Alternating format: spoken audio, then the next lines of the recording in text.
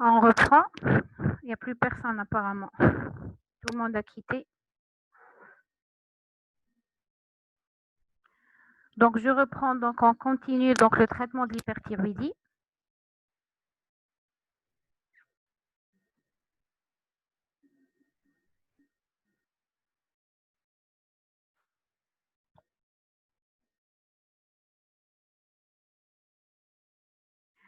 Donc dans la maladie de Basedow, on va donner, donc pour le schéma de block and replace, le principe c'est quoi? C'est que le carbimazole aurait, donc les antithyroïdiens de synthèse, auraient un effet immunosuppresseur. C'est pour ça qu'est-ce qu'on fait? On va bloquer la synthèse hormonale par une forte dose de carbimazole, par une dose d'attaque, qu'on va maintenir pour utiliser l'effet immunosuppresseur de cet antithyroïdien de synthèse. Mais en maintenant une forte dose au fur et à mesure que ce traitement est efficace, on va faire tomber notre patient en hypothyroïdie. C'est pour ça qu'on va introduire au bout de la 6e semaine de la lévothyroxine pour éviter que le patient ne développe une hypothyroïdie. Et on va maintenir donc ce couple-là de médicaments pendant 18 à 24 mois. C'est-à-dire on obtient le thyroïdie avec la dose X de carbimazole, la dose X de lévothyrox, qu'on va maintenir pendant 18 à 24 mois pour avoir un effet immunosuppresseur. Je précise bien. Le deuxième schéma qui est plus fréquemment utilisé puisqu'il est plus maniable, c'est de donner une dose d'attaque de carbimazole pendant 1 à 2 mois. Donc, on est à 45 mg par jour pendant 1 à 2 mois. Quand on commence à obtenir une thyroïdie, on commence à faire tomber le patient en hypothyroïdie, on va faire une dégression progressive de la dose donc du carbimazole qui permet de maintenir le thyroïdie, qui permet de normaliser la taille ASH de notre patient, à laquelle on va laisser le patient pendant 18 mois. Donc, on va couvrir notre patient pendant 18 mois par uniquement des antithyroïdiens de synthèse à la plus faible dose, normalisant la TSH. La surveillance est clinique, TSH et FT4 chaque 3 mois, avec surveillance des effets secondaires, la survenue des effets secondaires des antithyroïdiens de synthèse. Je n'ai pas parlé tout à l'heure, pourquoi? Donc, les antithyroïdiens de synthèse ont des effets secondaires type cutané, type urticaire. On peut avoir donc des effets digestifs et surtout des effets hépatiques. Donc, généralement, ils génèrent une élévation des transaminases hépatiques, élévation des TGO et TGP, et ils peuvent entraîner une leuconotropénie. Ce qui fait quand vous allez mettre votre patient sous antithyroïdien de synthèse, faites une FNS, un bilan hépatique avant la mise sous traitement pour s'assurer qu'il ne présente pas de contre-indication. Vous commencez le traitement. 15 jours après la mise sous traitement, vous faites une FNS et un bilan hépatique à la recherche d'élévation de transaminases. Si votre patient présente une neutropénie, donc, et le taux de polynucléaire neutrophile est inférieur à 1200 éléments par millimètre carré, vous devez arrêter le carbimazole ou le Vasden et utiliser les autres moyens thérapeutiques, la corticothérapie ou bien le Lugol ou autre. D'accord? La cure radicale. Non, pour le premier schéma block and replace, c'est pas qu'on va donner le carbimazole et le lévothyrox en parallèle pendant 6 semaines. On va donner du carbimazole à très forte dose, 45 mg. Donc, pour diminuer, on est à des taux élevés de T3, T4. On donne une très forte dose de carbimazole, une dose d'attaque 45 mg par jour pour faire baisser ces hormones-là. Là, si votre schéma, cette dose est efficace, si vous continuez sous cette dose d'attaque, le patient va tomber en hypothyroïdie. D'accord?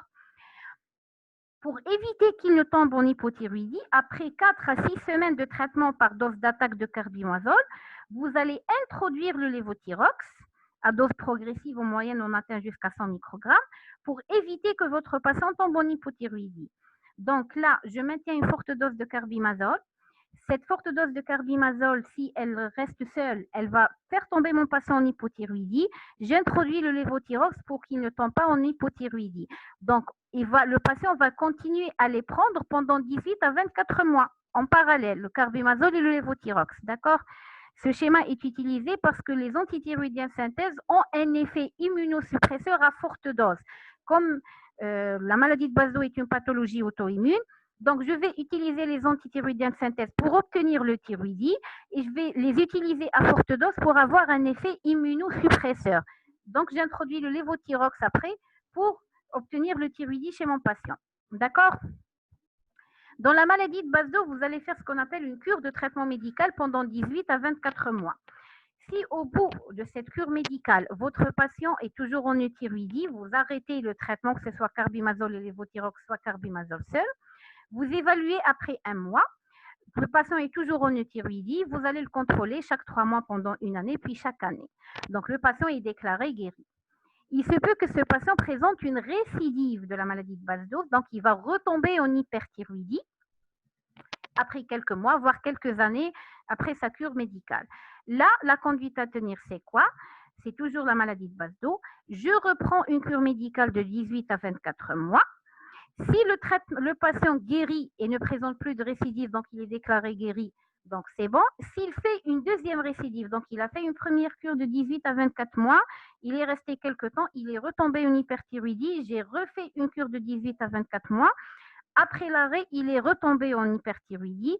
Là, c'est l'indication de la cure radicale. Après la deuxième récidive, c'est l'indication de la cure radicale. Donc, je vais mettre mon patient sous traitement antithyroïdien pour normaliser ses hormones thyroïdiennes afin de le faire opérer ou bien qu'il puisse bénéficier d'une irathérapie. D'accord? Donc, la chirurgie à faire en parfaite thyroïdie clinique et biologique puisqu'il y a un risque de crise aiguë thyrotoxique. Donc, thyroïdectomie totale avec risque donc là, le patient va tomber en hypothyroïdie post-opératoire, d'hypopara, etc. Soit qu'il va bénéficier d'une irathérapie par iode radioactif qui va se fixer de façon définitive sur les récepteurs des cellules thyroïdiennes, bloquant ainsi l'hormonosynthèse. D'accord? Là, on a 3 questions en parallèle.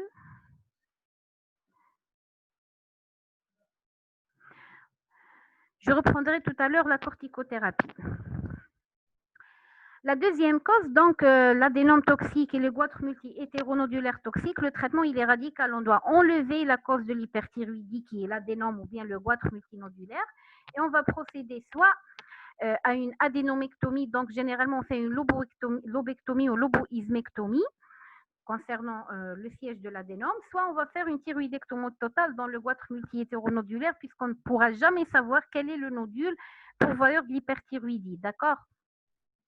On peut aussi avoir recours à l'irathérapie si le nodule est petit de taille. Pour la thyroïdite de Decker-20 et les thyroïdites auto-immunes, donc je laisse Dr Farr vous développer les cours.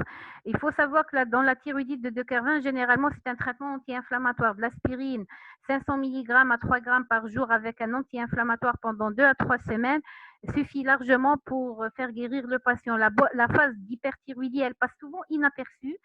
Si on y est, on peut donner un traitement bêta-bloquant uniquement puisqu'il ne s'agit pas d'une hypersécrétion, il s'agit donc d'un relargage des cellules, des hormones thyroïdiennes par lésion des cellules de la thyroïde.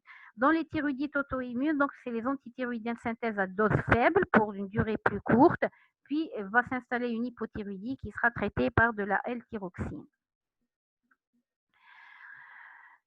Donc, pour la question, on ne donne pas de corticoïdes pour la maladie de base d'eau.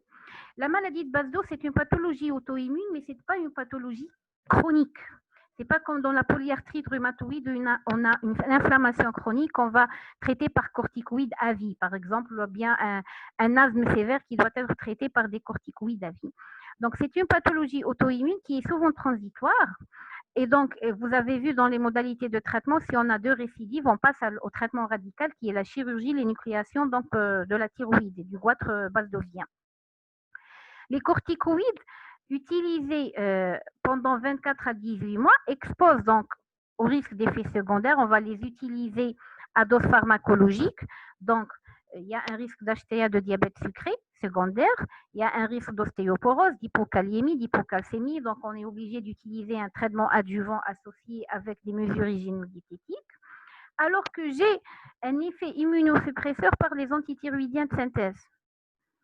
Je préfère utiliser les antithyroïdiens de synthèse qui ont moins d'effets secondaires, s'ils existent, que d'utiliser les corticoïdes. D'accord? Généralement, pour la maladie de base d'eau, c'est les antithyroïdiens de synthèse en première intention Si le patient va présenter une résistance aux antithyroïdiens synthèse, c'est-à-dire qu'on n'arrive pas à obtenir le thyroïdie malgré de fortes doses, s'il présente des effets secondaires qui nous incitent à arrêter, puisque en faisant tomber le patient dans la leuconeutropénie, il y a un risque infectieux majeur et d'aplasie médulaire. Donc, on est obligé d'arrêter le traitement par antithyroïdien de synthèse. Là, on pourra avoir recours donc aux corticoïdes pendant une durée plus ou moins courte, d'accord? Mais généralement, la corticothérapie et le traitement par le Lugol sont utilisés en préparation à la chirurgie. Notre patient présente des effets secondaires aux antithyroïdiens de synthèse. Il présente une résistance au traitement, donc j'utilise la corticothérapie ou le Lugol pour obtenir le thyroïdie pour pouvoir faire opérer le patient. Est-ce qu'il n'y a pas d'autres questions?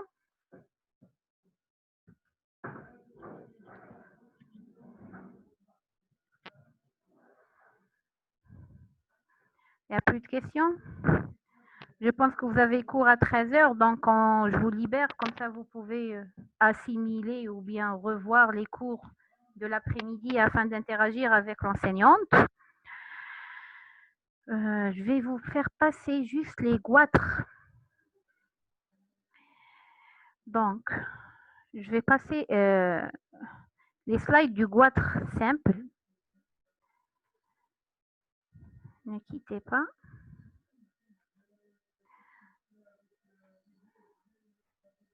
Vous voyez les diapos des goitres simples? Répondez-moi par écrit si vous les voyez, visualisez. Très bien. Puisque là, il n'y a pas de question, on va le refaire. Je vais le refaire, mais c'est juste pour vous faire profiter puisqu'on a été interrompu, donc pour gagner un peu de temps. Donc, le goitre simple, c'est l'augmentation du volume de l'ensemble de la thyroïde par augmentation du capital folliculaire et du nombre et de la taille des vésicules, sans autre pathologie thyroïdienne, c'est-à-dire en dehors de la maladie de base d'eau, de la thyroïdite d'Hashimoto, du goitre multinodulaire toxique. Une augmentation donc du volume de l'ensemble de la thyroïde sans pathologie auto-immune ou autre de la thyroïde. Le goitre simple, donc, c'est un goitre qui n'est associé à aucun mécanisme auto-humain, d'accord, idiopathique si on peut dire. L'évolution naturelle peut se faire vers la nodularisation, c'est-à-dire on peut avoir un goitre diffus, homogène, pendant 10-15 ans, et puis après, il va y avoir l'installation de nodules, d'accord? On parle d'endémie goîtreuse quand plus de 10% de la population d'une région est touchée. Il y a plusieurs facteurs qui interviennent, les facteurs nutritionnels, génétiques et hormonaux. Les facteurs nutritionnels, donc la carence iodée, la cause la plus fréquente, le déficit en iode qui est un régulateur négatif de la croissance de la cellule thyroïdienne, sensibilise les cellules folliculaires à l'effet mitogène de la TSH, ce qui entraîne une hyperplasie cellulaire avec synthèse hormonale de T3, T4, malgré des apports en iode insuffisants, sans élévation du taux circulant de la TSH, par augmentation de la sensibilité des cellules thyroïdiennes à l'hormone induite par ce déficit en iode. D'accord? Il y a des substances alimentaires goitrigènes, type les thioglucosides goitrines, donc contenus dans les choux-fleurs, le navet, le manioc et les thiocyanates. Une petite remarque, ça ne veut pas dire qu'on ne doit plus manger de choux ou de choux-fleurs. C'est quand on fait un régime à base de choux, de choux-fleurs et de manioc qu'on va peut-être avoir un goitre. Par exemple, le manioc, c'est une plante qui est très utilisée en Asie, notamment en Asie du Sud, à partir à la base de laquelle ils vont faire des pâtes, ils vont faire du pain, etc. Ça, on peut développer un goitre. Mais le chou, le chou-fleur, vu leur goût exquis, généralement, même quelqu'un qui veut faire un régime alimentaire amincissant à base de soupe de chou, il ne va pas tolérer pendant longtemps. Donc, il n'y a pas de risque. Anecdote à part, on a d'autres facteurs goitrigènes, l'Escherichia coli qui pollue l'eau de source, le lithium, la carence ou l'excès en sélénium ou en vitamine A. D'accord? Donc, c'est des situations vraiment spécifiques. Hein. Les facteurs génétiques, donc vous retiendrez dans les facteurs nutritionnels environnementaux, c'est la carence en iode qui peut entraîner un déficit, donc un goitre par sensibilisation accrue des cellules thyroïdiennes à l'effet mitogène de la TSH, sans qu'il y ait de déficit en hormones thyroïdiennes ou d'un excès de TSH. Les facteurs génétiques, on a une prédisposition familiale et féminine avérée, donc les femmes développent plus de goitres que les hommes. Comme d'habitude, on est plus exposé à différentes pathologies et une prédisposition familiale. Si on vient d'une famille où il y a beaucoup de personnes qui présentent un goitre, donc on risque de développer un goitre. La susceptibilité génétique est de 39% dans les zones endémiques et de 82% dans les zones non endémiques. C'est-à-dire que la susceptibilité génétique augmente quand il ne s'agit pas d'une zone d'endémie goitreuse. Donc, une anomalie des gènes codant pour la thyroglobuline, pour la thyroperoxydase, le symporteur sodium-iode et les récepteurs de la TSH peuvent entraîner donc la formation d'un goitre sur le chromosome 14 et le chromosome XP22. Et donc, d'où l'intérêt de développer l'interrogatoire et de préciser les antécédents familiaux dans les observations. Les facteurs hormonaux, la TSH, c'est une hormone stimulant la synthèse thyroïdienne et stimulant donc la prolifération cellulaire. L'augmentation de la thyrobending globuline par effet des œstrogènes donc pendant la grossesse ou sous pilule. Un effet TSH-like de l'HCG, on l'a vu tout à l'heure. Il va y avoir une augmentation de l'excrétion urinaire de l'iode avec un métabolisme placentaire des hormones thyroïdiennes pendant la grossesse qui fait que la cellule va être en situation de carence iodée, plus sensible à l'effet méthogène donc de la TSH.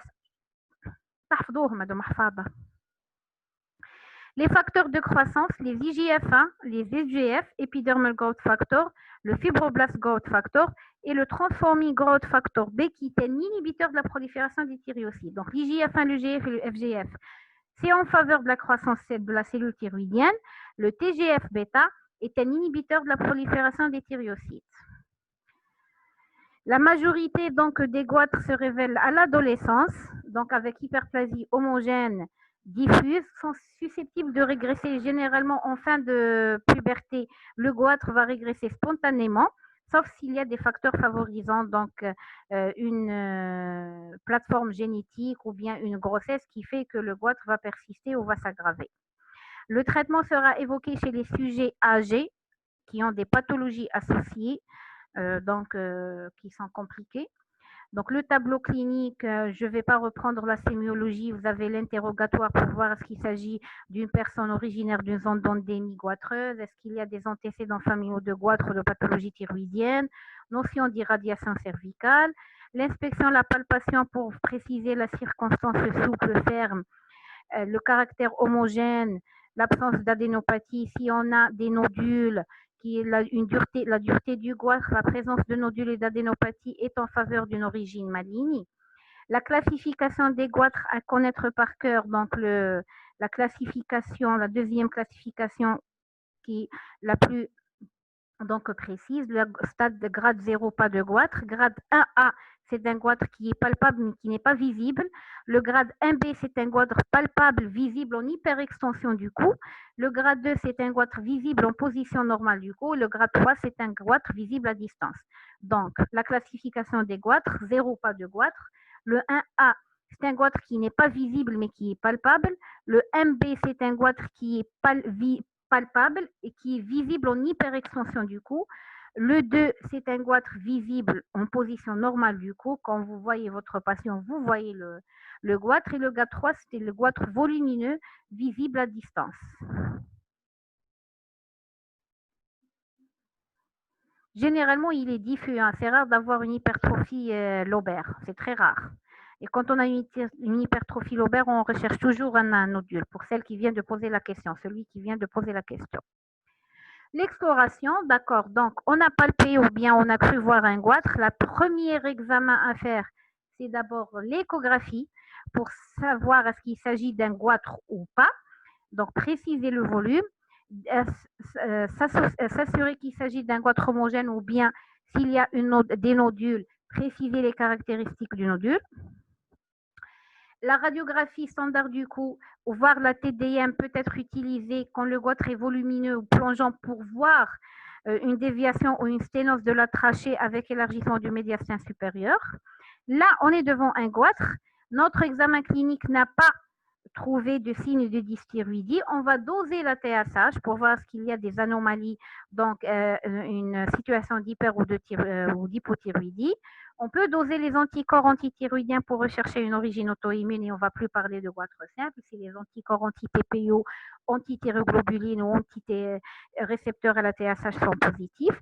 Et puis la scintigraphie thyroïdienne qui a perdu de ses indications. Donc la scintigraphie thyroïdienne n'est plus demandée que devant un nodule thyroïdien sur goitre ou bien devant une situation d'hyperthyroïdie. Les complications, c'est la nodularisation du goitre, d'accord? Puisque les nodules du goitre, donc les nodules, il s'agit souvent d'adénomes, mais ça peut être des cancers thyroïdiens, d'accord? Donc, un goitre nodulaire doit être surveillé, une surveillance proche, parfois traité médicalement pour essayer de faire régresser le nodule, et parfois on est obligé de faire opérer le patient, surtout s'il est en une situation d'hyperthyroïdie. Le goitre multinodulaire toxique, c'est le goitre qui est pourvoyeur d'hyperthyroïdie. Et donc, là, on va être obligé de traiter l'hyperthyroïdie de notre patient et d'opérer le patient dès qu'on obtient le thyroïdie, dès la normalisation donc, du bilan thyroïdien. Le goitre compressif, c'est un goitre volumineux qui va comprimer la trachée et l'œsophage. Et donc, cette compression va entraîner une dyspnée qui peut être gênante, une dysphonie par compression des cordes vocales et une dysphagie par compression de l'œsophage, voire carrément un syndrome cave inférieure. D'accord?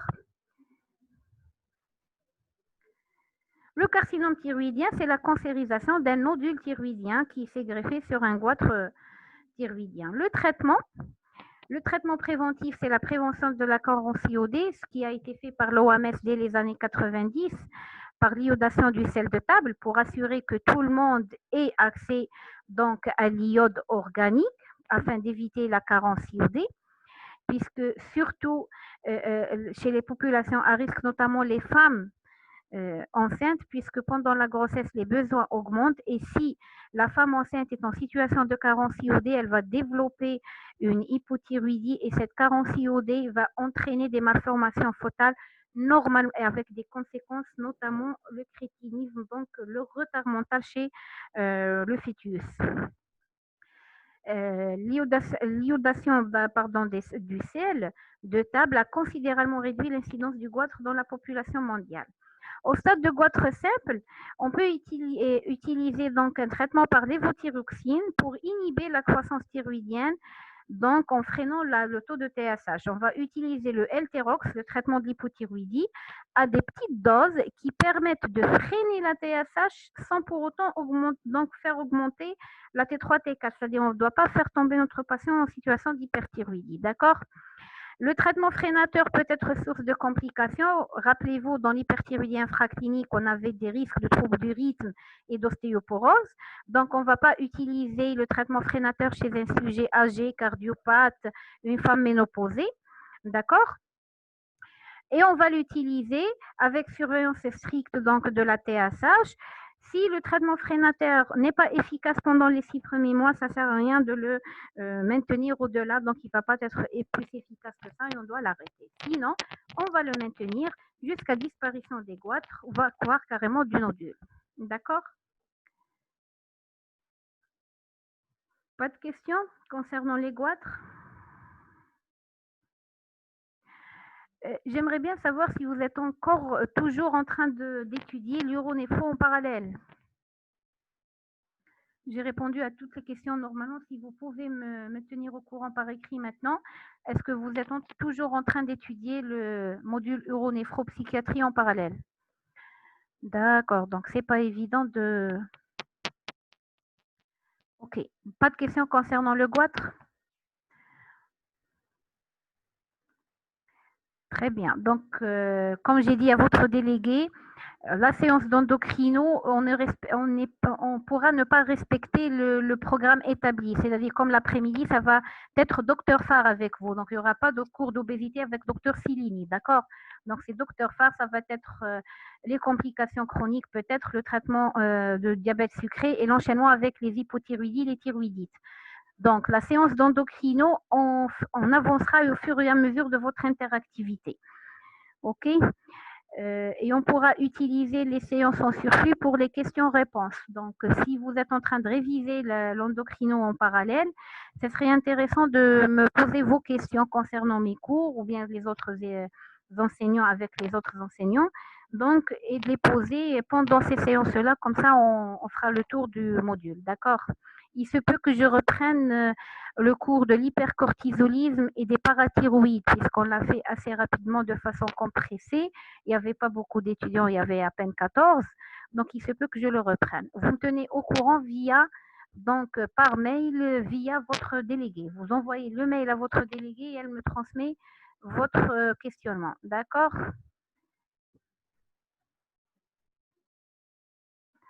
Donc, merci à vous. Je vous dis bon appétit et bon suivi pour l'après-midi. D'accord? Ok. Bon courage.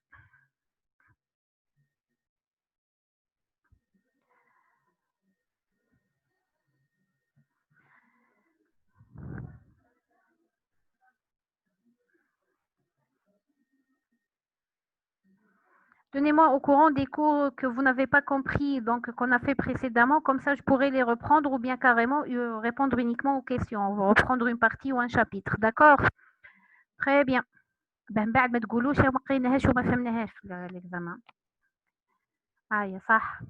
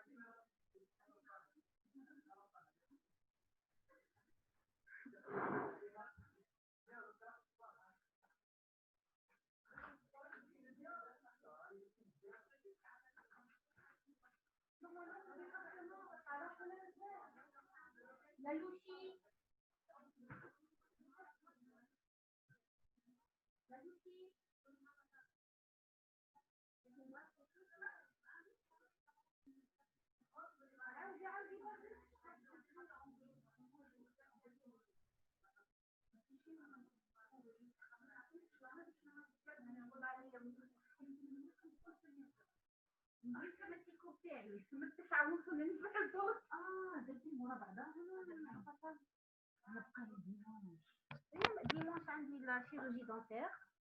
عندي 20 participants. Imagine le groupe اللي يقرا. لا يمكن كيف لك واحد استنى le groupe اللي قاعد يقرا تاع la quatrième rotation. Normalement en temps normal يقراو uronéphro ومن بعد يقراو psychiatrie ومن بعد endocrino بيعملوا uronéphro.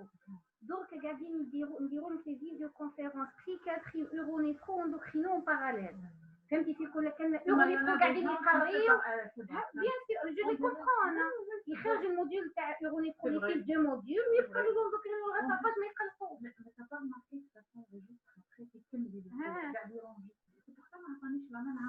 والله ما عم بالي انا ما لقيتوش انا اليوم البحر الرزاق من اليوم ما كانوش عندنا.